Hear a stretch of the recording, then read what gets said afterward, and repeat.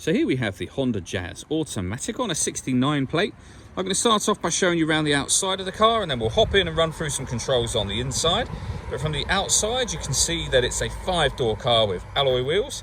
Let's start off inside the boot and then work our way around the rest of the car from there.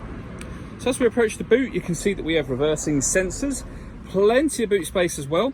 And then we have a 60/40 split folding rear seat should you wish to increase this boot space even further.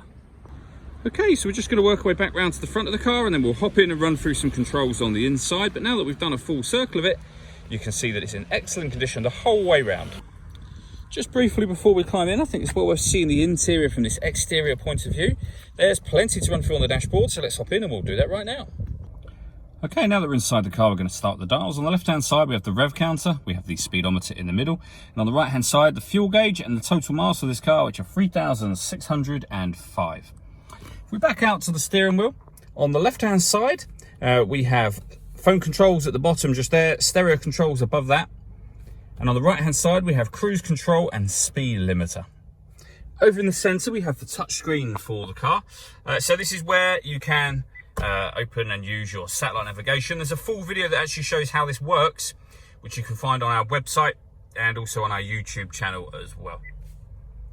We've got, if I put the car into reverse, a full colour reversing camera as well, with guidelines showing you what direction the car is headed in relation to the image that you see on the screen. So it does make it very easy to park. And then in terms of music, we've got the radio, of course, which you can see at the moment. We have DAB, AM and FM radio. If you want to listen to your own music, you can do. There's many ways to do that as well.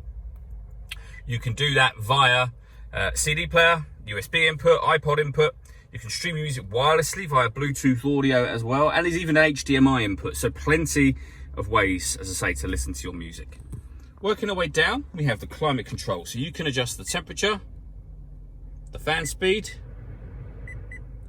You can determine where you'd like the air to be redirected. And when you're happy with all of those settings, this button turns the air conditioning off or back on again, or hit auto, and the car will take control of the fan speed and the direction of the air to maintain the temperature you've asked for. You can override that whenever you wish to by readjusting the fans to whatever level you want them on. And if you wish to, you can then change, as I say, the direction of the air to go in whatever direction you want that in it as well. Underneath that, we have the USB input, the HDMI input, a 12-volt charging socket as well, a couple of cup holders. This button turns off the stop and start. This car is designed to cut out when it's stationary in traffic, which will save you fuel. You can turn the system off. And then you've got the gear lever for the fully automatic gearbox. All that leaves me to say is thank you for taking the time to watch this video. If you'd like to come and see the car in person and have a test drive, please feel free to call any of our MJA sites. We'd love to hear from you soon.